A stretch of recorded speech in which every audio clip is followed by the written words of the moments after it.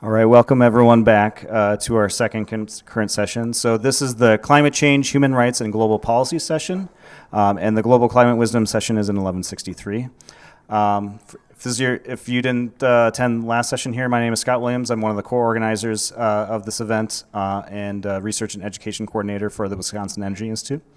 So the goal for this session is to talk about the intersections between climate change, human rights, and global policy. And to help moderate today's session, we have Dorothy, Lsoto? Yep. Lsoto, who is a PhD student in environment and resources, and also completed the energy analysis and policy certificate, which I'm the coordinator for as well. So she'll be introducing our panelists and moderating the questions here. We start about 5 minutes late, so we'll end about 5 minutes late at 7:20. All right, thank you very much, Scott, and welcome everyone for today's session. We're very excited today to have a wonderful and brilliant panel with us this evening. And sorry about that. And so to start us off, I'm going to just ask them to talk about themselves and the work they do, and then we'll later go into the Q&A where you'll ask the panel questions, ask us questions, ask them questions. I will direct the questions, but them, yeah. Just a reminder. So I'm going to start with on my farthest right. That is, we have. Move the mic strategically. Oh yes, we need to move the mic. We have Ruth. She's an assistant professor of gender and women's studies. And right after that, we have Morgan Edwards, the assistant professor of public affairs. And then we have Matt Turner, the professor in geography. And we have Sumudu Adapattu. I'm sure I'm murdering the name, but I've taken a class with her. It's a super cool class about human rights and climate change. And she's the director of the research centers and senior lecturer at the UW Law School. Highly recommend that class if you are looking to do not a law degree, but so you can also go out and say you also did law. Yeah. So, let's just start with Morgan.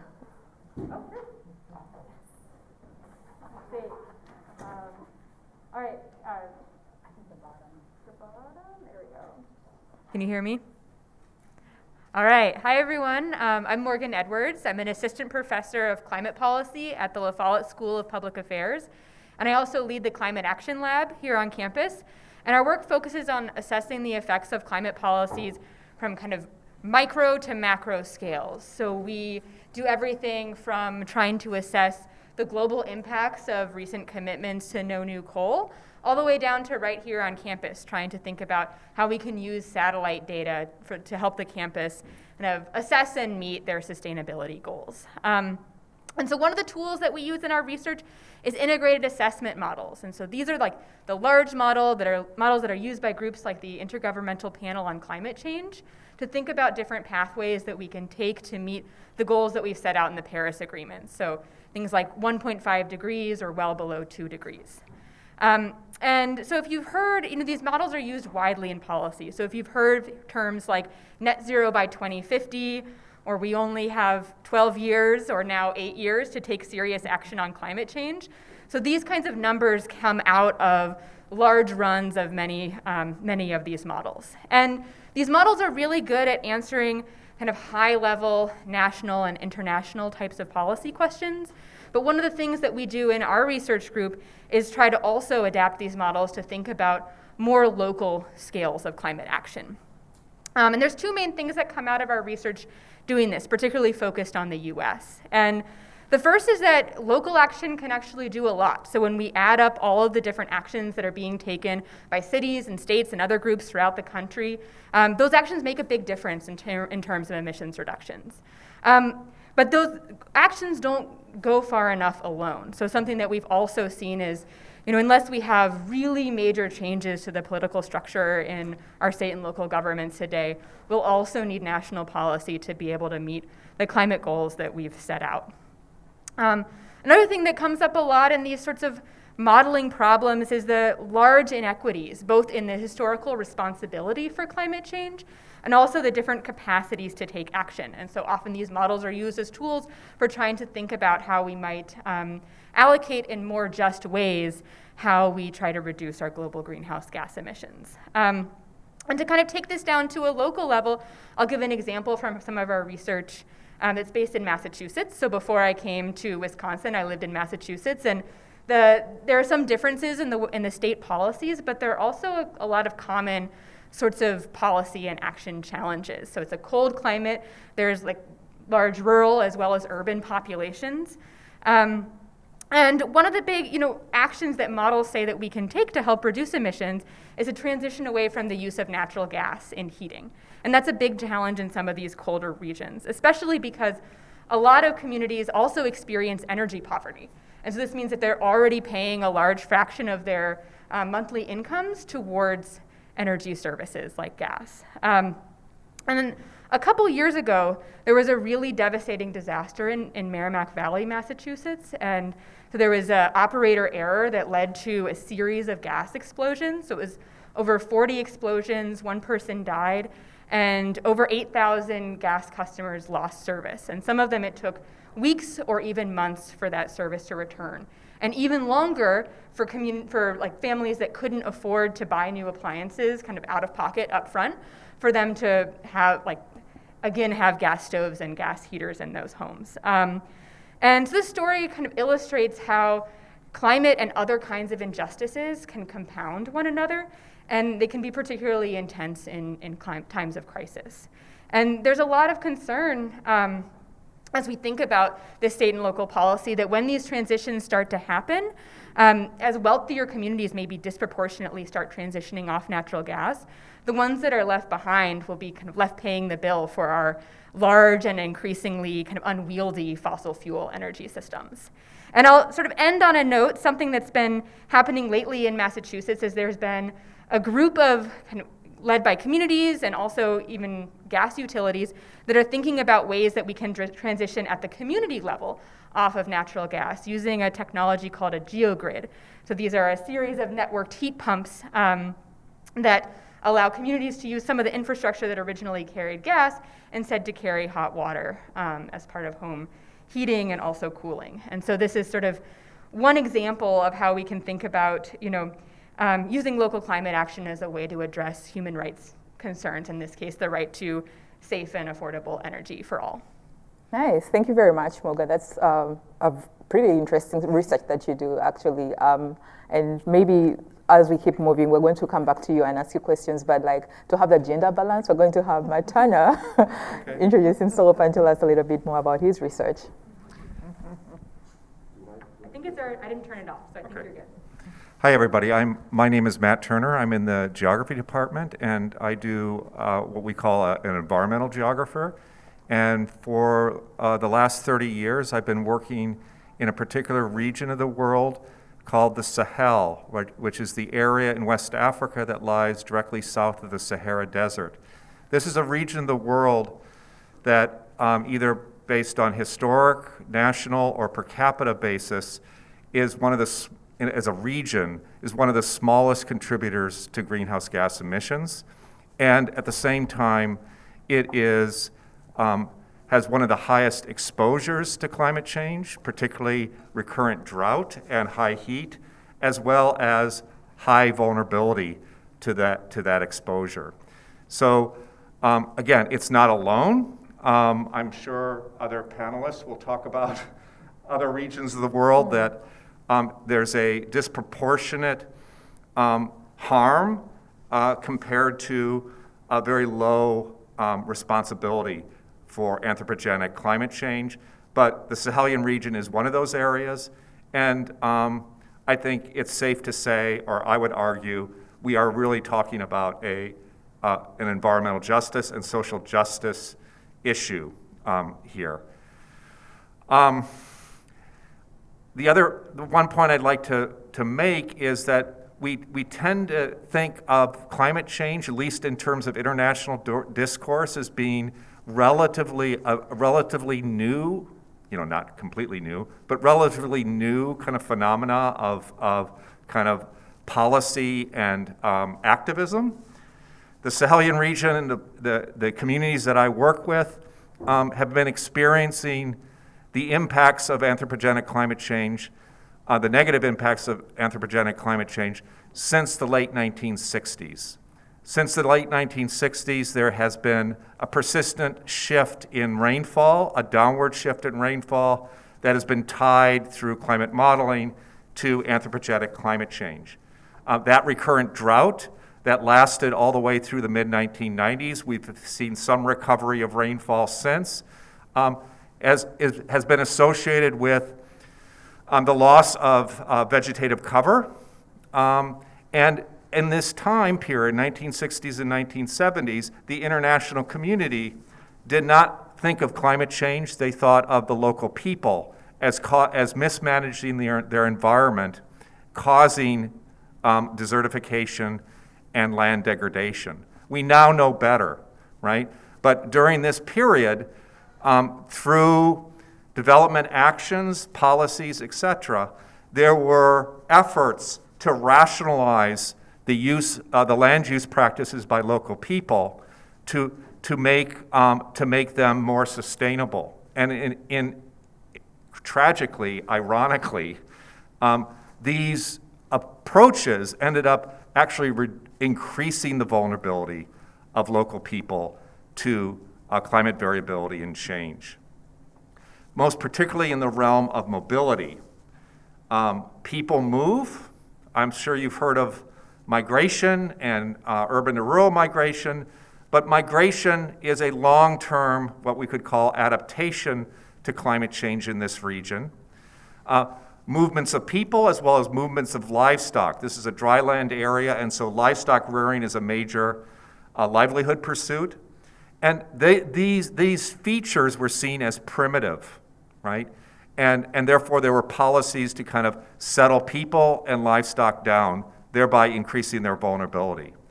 So in terms of policy today, there's now a recognition of the importance of mobility of people and livestock in this highly variable type environment to be able to survive in a changing climate.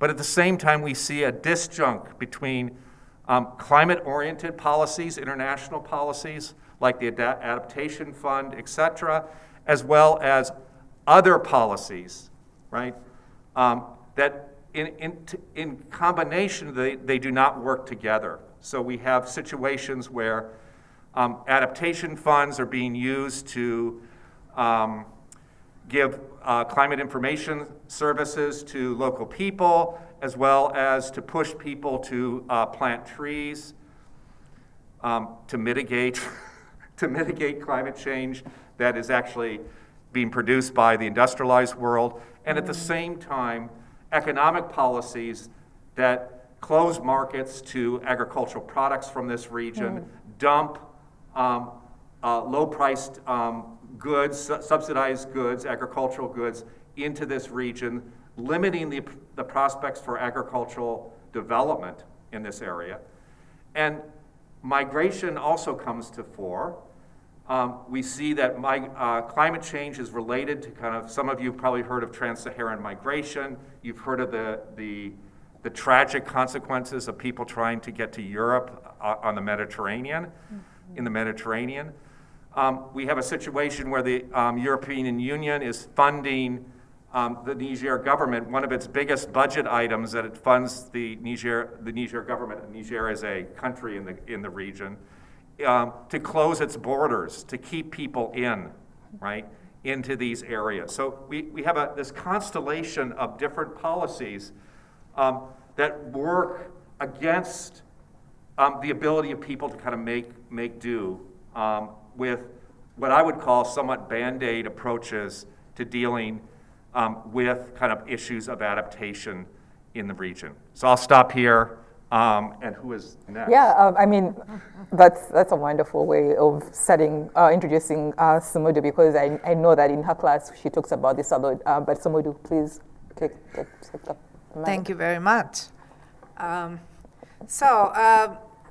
I think a common theme that seems to be emerging from our previous speakers is the issue of justice. The fact that those who contributed least to the problem are being disproportionately affected, right? So how do we deal with that? We know that the major contributors to the problem are us, to start with, right? The US is responsible for 1/4 of all emissions since the Industrial Revolution. Think about it, 1/4 of all emissions, right? And those actions are causing some of the small islands to disappear. Not so far into the future, actually. The UN Human Rights Committee pronounced in a recent case that these islands could disappear within 10 to 15 years' time, right? Just think about it. The decisions we are making today are parents and grandparents made, are contributing to the disappearance of these small islands, right? And we are talking about 40 to 50 islands becoming uninhabitable. They might not disappear completely, but they will become uninhabitable in the future. So what do we do with the people, right? And Matt just spoke about the fact that, states are closing their borders. There's a mismatch between immigration policies and climate change, right? Our laws are designed to keep people out. So what do we do with millions of people who will be forced to migrate because of climate change? If it is considered as an adaptation strategy, then we need to facilitate that. Whether it's within borders or across borders, we need to facilitate that. Even within borders, we have a huge problem of migration. I mean, we don't facilitate that. We have several communities in Alaska, several indigenous communities who have to move, who have to be relocated. And we are still fighting over who is going to pay for that, where will they move to? And we know that indigenous people have a very close relationship to their land. So you can't just move them, right, to anywhere. So that's one problem. The second problem with migration is if it is across borders, we don't have a legal framework to govern them, right? Because right now, the refugee framework, under the refugee framework, you have to be persecuted on certain grounds that are recognized under the convention, right? Climate change is not a ground on which you can claim asylum. So what do, right? Many of the immigrants coming to the US from Central America are actually climate refugees.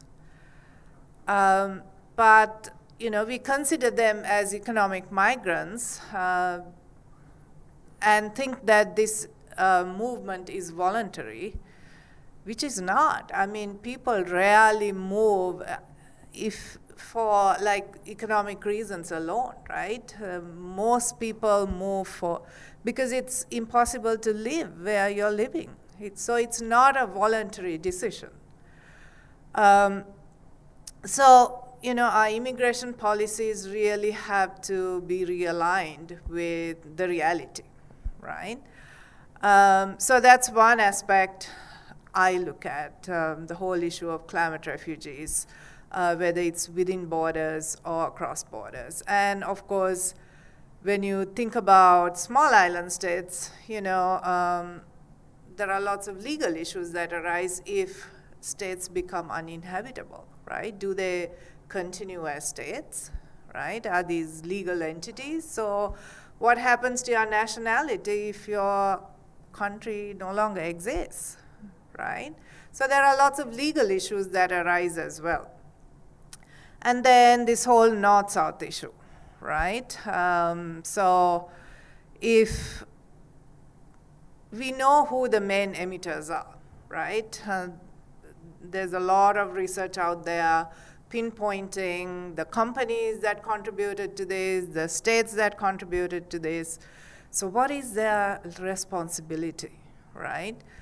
To help these small island states, these climate refugees, and everybody will have to adapt to the consequences. The latest IPCC report was pretty dire, actually. And we tend to think that, because we are the richest country on earth, we are insulated from the consequences. I mean, just think about the severe weather events we experienced just last year, right? Canada had its highest temperature ever recorded, right? People die as a result of this, right? Mm-hmm. So when it comes to adaptation, we have to think about ourselves as well as countries that contributed least but have to think about, don't have the resources, right? So what is our responsibility? Mm-hmm. So the whole injustice issue. Mm-hmm. And when we talk about human rights, obviously your state is responsible for protecting your rights. Mm-hmm.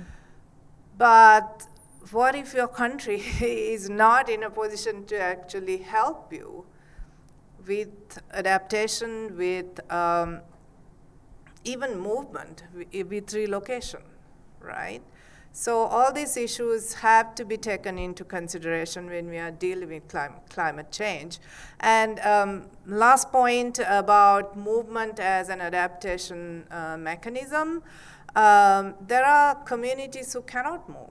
There are families who cannot afford to move, whether because of poverty or other social reasons, disability. So we need to pay attention to these trapped populations as well. So looking at mobility, migration as a form of adaptation might ignore the plight of these communities. So I'll stop there. I think I covered a lot. Yeah, sure. Thank you so much. And that's actually, it sort of like then brings us to Ruth, because Ruth, you are from the Department of Women and Gender Studies, right? And I mean, talk about your work, but also if you could touch a little bit on that issue of the population when they talk about people from developing countries in Africa, and specifically you are producing more, right? And so you should sort of like stop so that we can avoid this carbon footprint that we see. And it's also a question that I've also been grappling with in my own research, like, oh, I'm a woman, so I need to not have children. So just tell us a bit about your work and also how maybe this you see play in your own research. Yes, thank you. Can everyone hear me okay? Great. I spent 3.5 hours teaching, so my voice is going just a little bit. But this is actually a great entree, Dorothy, because I think I've got some prepared comments, but I think going off of this question about gender as well, as some students in attendance have heard me harp about working within the UN frameworks, and this is not to take away, I think, from the really powerful claims that women are at the front lines of climate change, and looking at the Sustainable Development Goals, of which one is very much about gender equality. I think, and there's a obvious reason why for global treaties that are built on consensus that their gender stands for cis woman. So having any language that recognizes gender diversity is not included in gender equity. So thinking about how climate forced migration impacts not just communities of color from, or quote, the global south, but those who are not going to fit within the gender binary are increasingly even more so at risk in terms of the kind of gender-based violence, in addition to the violence that already accompanies people who are fleeing from their homes or forced to move because they would not otherwise choose to be moving. So I'm really curious to have these conversations and addressing some of those within the convention for the Minamata Convention on Mercury, which is a 2013 convention. It's the first global treaty in the 21st century, and it addresses human and environmental health.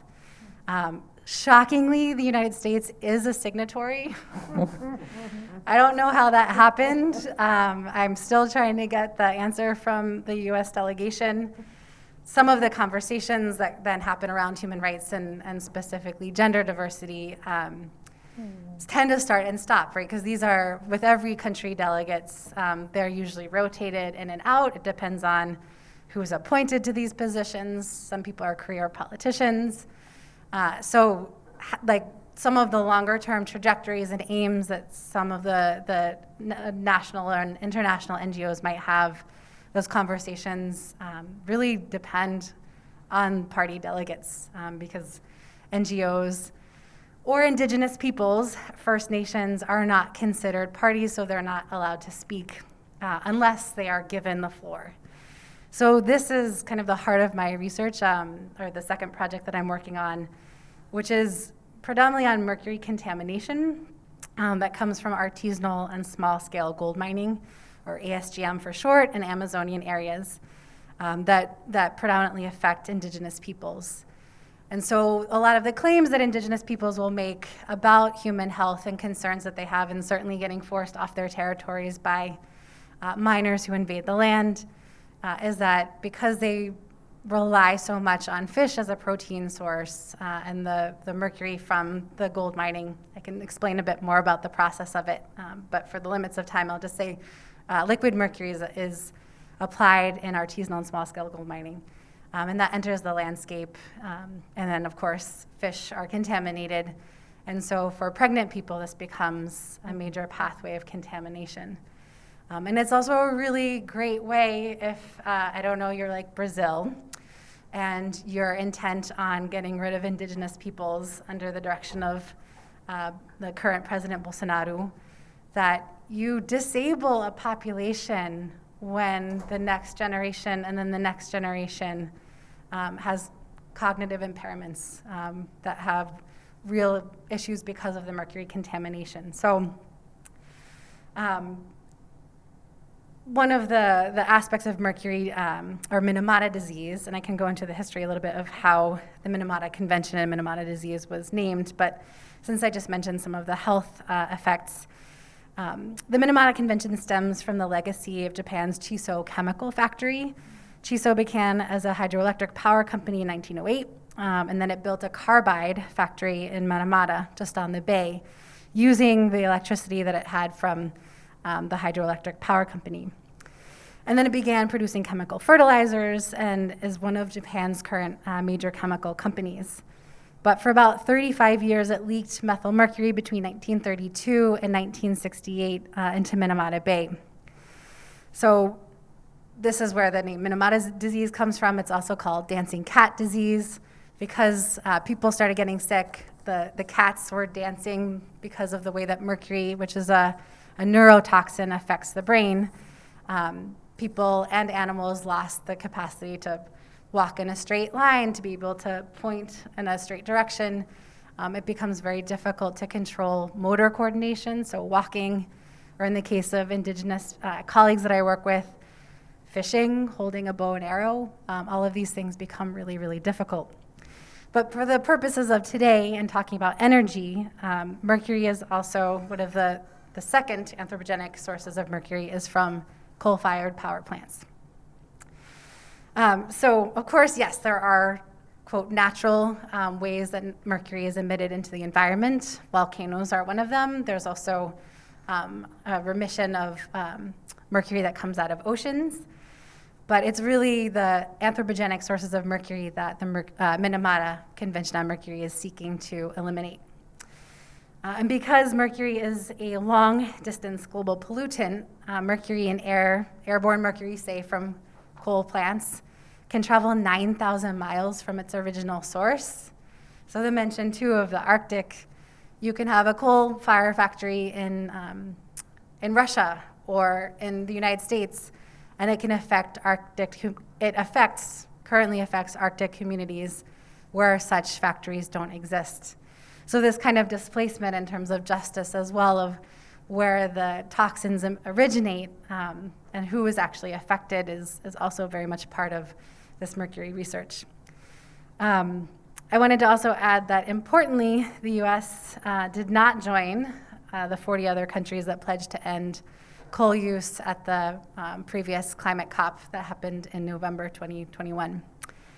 I'll stop there. It's really happy research that I do. I'm happy to talk more about the ways in which Indigenous people are posing resistance. Yeah, thank you very much, Ruth, and everyone else. So at this point, we're going to turn it over to you, the audience. If you have any questions that you feel strongly you want to ask our panel, this is your moment to shine.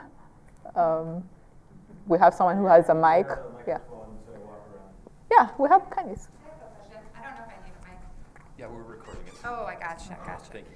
So on the topic of climate migration and refugees, because it came up a bit, I'm interested in what the panelists see as the strategies for kind of designing the facilitation that was discussed, what exists and what's being developed, and are there kind of tools that are emerging or technologies that might help with this as we consider, different communities and different people might have different constraints that were brought up, whether they're financial or cultural, et cetera. Anyone can go. Questions, or do you want us to answer? You can take this one, then we'll get some as we keep going. Okay, I'll start.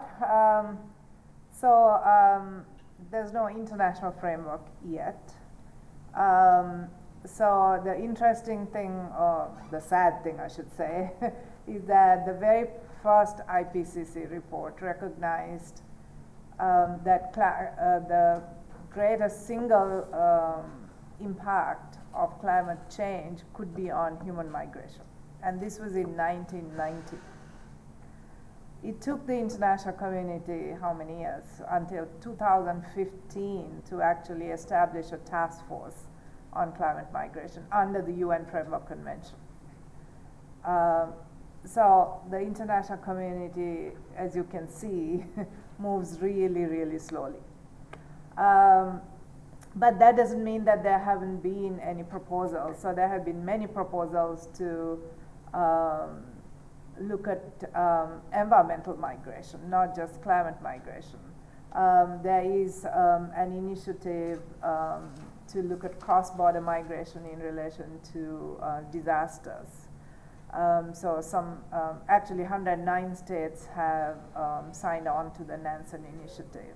So these are soft mechanisms that states have signed on to. They're not treaties. So there are proposals as well at the task force that was established at the Paris conference, actually. Came up with some recommendations, but said, mainly political solutions are needed, not legal ones. So I don't know how without a legal response they're going to manage cross-border migration.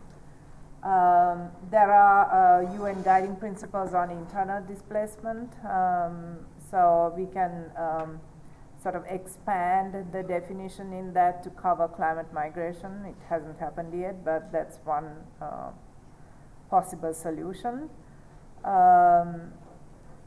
And then planned relocation will have to be done in a systematic manner, but nobody has really addressed the situation of small island states, what they're going to do with people there. But there are lots of proposals floating around, and there are existing mechanisms that could be used, but nothing, it's like a patchwork sort of approach. Yeah. Thanks. Does anyone want to make a comment before we take another question from? I can. One thing I just wanted to mention is that I've done work with on issues of trans-Saharan migration, interviewing families and migrants themselves, and it's actually very complex. People tend not to actually mention climate per se as the underlying cause. It's a combination of climate and kind of what I would call political economic conditions. In some of these areas, there is a tremendous rise of hopelessness among young people, right? It's people your age that see no future in the situation that they're living in. and therefore that's why they're embarking on very dangerous into North Africa. 1 out of 10 people actually died in this movement. A lot of them are not even focused on going to Europe. They're focused on working in Libya and Algeria. These are not vacation countries to spend your free time in. And one other thing I wanted to mention, in the region that I work, there is vulnerability to climate change is highly gendered, right? And part of that is related to mobility, the lack of mobility. I'm not talking about necessarily cross-border mobility, but mobility within the country itself, because there are persistent gendered norms that restrict women and young women and women from moving, right? And so some of the most severe forms of poverty that I've ever witnessed are women left in villages where all the men folk have left, seeking work, but money doesn't come. Thank you. Thank you very much. Do we have anyone in the audience who has another question?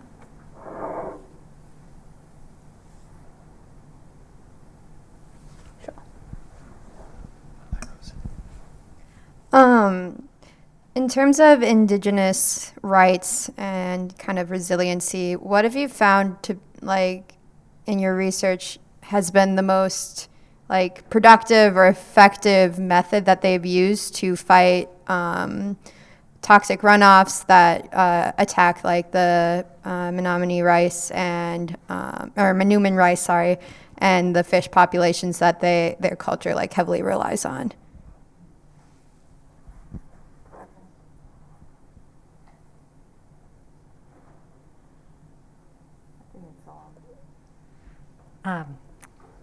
I love this question. Thank you. So I think first, just marking that what would be so powerful is to have an Indigenous person responding to you, and I regret that I can't do that, but I sit here as an ally. So the fourth Conference of Parties just happened in Bali. I was unable to go. Shockingly, as an assistant professor, I was not allowed to take a week to go sit on the beach in Bali and attend these meetings. I feel like I would have had some qualms about my energy carbon footprint in flying there, but I think I would have gotten over it. Solidarity, I think. Solidarity among Indigenous peoples going to these meetings, I think, is one just foundational thing. And then second, I don't think they would put it this way. So this is, I think, really much more my read, which is publicly shaming parties, nation states, in terms of recognizing the ways in which, and the environmental racism that is globally rampant, blaming Indigenous peoples for the contamination. So there's this really unfortunate dialogue from the Peruvian and Brazilian state governments in terms of, like, the focus of my research. I'm sure this is not unique to them, that Indigenous peoples, Andean and Amazonian, are both the contaminators and the contaminated, so just occupying this second-class citizenship. And Bolsonaro, to link some of the gender and racialized ways in which climate change and loss of land is so prominent. Bolsonaro, 2 years ago, when the wildfires were raging throughout the Amazon, not just in Brazil, said that, I won't be so crude as how he put it, but a loose translation is that Brazil is like a virgin that every foreign pervert wants to screw, we'll just say. He used a more indelicate word than that. He's also said that, Indigenous peoples and Quilombola, who are descendants of escaped slaves in Brazil, that they're basically just hijacking land that have rich natural resources that really deserve to be for the state. So I had colleagues who responded by doing these massive protests in Brasilia, in the capital, occupying land, occupying freeways, occupying infrastructure, sort of the symbolic expression of the material state, to disrupt commerce, to draw attention to just how ridiculous these comments were. One thing that has been really exciting is that in 2019, which was the third conference of parties, I had been going to these Minamata meetings and was really struck by the powerful language in the convention and in the comments made by various NGOs as well as nation states. The indigenous peoples were, well, they say communities, but they don't like that. Indigenous peoples were the hardest hit and the most vulnerable to mercury contamination precisely because of their diet. But there were no indigenous representatives. And I found that really problematic. So one nice thing I'd like to say about the US government is that with a National Science Foundation grant, I was able to bring 5 colleagues from Peru, and then this past time from Brazil as well, to the meetings to be able to speak on their own behalf. And now creating, the long-term dream is creating an international network of indigenous peoples. To be able to attend these meetings, they're lobbying really hard to be part of the effectiveness evaluations, to be part of the global monitoring projects. And I think it really, so much of this depends too on swaying different country party leaders. So Australia, Finland, a couple other countries that kind of surprised me because they have some pretty deep natural resource investments all over the world, are supporting indigenous participation and also on their behalf lobbying for them to be recognized as not just observers, but as nation states or as people with rights to actually speak and participate. So that's some of the hope that I see in terms of building that solidarity, not just within indigenous networks, but also with parties and nation states. And hopefully with wider knowledge through universities and other, I think, powerful places where protest and awareness come together to affect global change. Yeah. Thank you very much, Ruth. We have time for just one more question, a minute, a quick question. Sure. Excuse me, sorry. Hi. So, as you were talking about the indigenous community, there is another counterpart also, the deprived people living in slums, and which is mostly found in like Asian cities and as well as South American cities. So, even if any, as a result of the climate change, any flood or anything happens, because of their vulnerable locations, they are the ones who are mostly affected. So what would be the approach for them? Because like everybody just wants to clear the slums because they are an eyesore to the city and just get a big, build big high rises because the land value is more. So, but instead of like even, I don't know, like what would be the other better approach to help them out of this unfortunate incidents? Yeah, very quickly, we have just 1 minute left. If you can take that question, any one of you on the panel can take the question or make a quick comment, then we can wrap up. I mean, can I be an anti-capitalist and say? It's on. That's a really great question, and I wish I had a good answer, but I think that the response actually has to come from people who care rather than from governments, because I think that governments will only respond to what people will want. That's assuming a democracy. I'm putting that in scare quotes for the people listening in. But I don't know, can I end tonight saying that dismantle capitalism, racial capitalism? I think that's a big first step. There are ways I think that on a scale, people in this country are welcoming, while people wait for immigration hearings, are welcoming people into their homes so they don't wait in I was going to say concentration camps and deportation centers. So I think there are some ways in which, while I can't give a clear recommendation for your really good question, I think that there are ways in which, as communities, we can respond with care and create ecologies of care that are counter to the kind of unfortunate realities that you just shared with us. Thanks. Yeah. All right. Thank you so much, everyone. Thank you, Ruth. Thank you. Let's have a big round of applause for our panelists for a great discussion. And I'll hand it over to you, Scott. Yep. Thank you, Dorothy, and thank you all our panelists. So stick around. Here, our final plenary panel will be coming in a few minutes. So if you need to stand up and stretch for a couple minutes, move around, move your body, that's fine. The other folks from the other session will be filing in as well fairly soon. So we're going to have a total combined session here. We'll give it about 5 minutes or so and start the next panel. Thank you.